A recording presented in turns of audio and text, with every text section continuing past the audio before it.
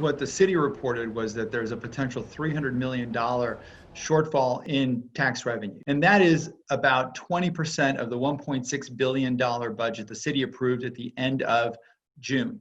So this is a major issue because unless there are things that could be done to mitigate that gap, there could be some substantial cuts in services. About $150 million is a reduction in the hotel tax. Right now, last month, over 23% of all hotels in the city and county of San Diego are at least 30 days or more behind on their mortgage payments versus 1% at the same time last year. If there is a stimulus package agreed in the most recent round, they are talking about giving aid to cities and states. And if San Diego gets something similar to what they got in the first round of the CARES Act, that might help plug that budget shortfall. So with TikTok and the Commerce Department today banning TikTok and WeChat from platforms like the Android Google App Store or the Apple App Store, it does create a barrier. The more important thing about this decree is says that people who have the app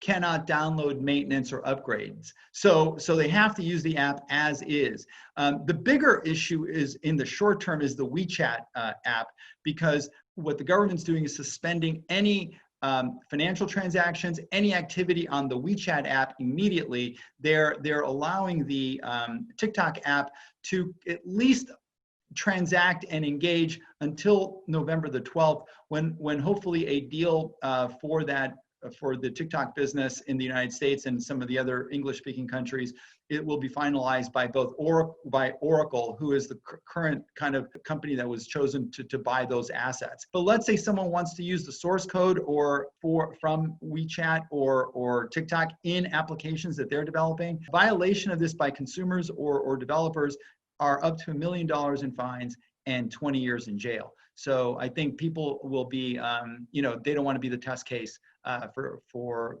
violating this order.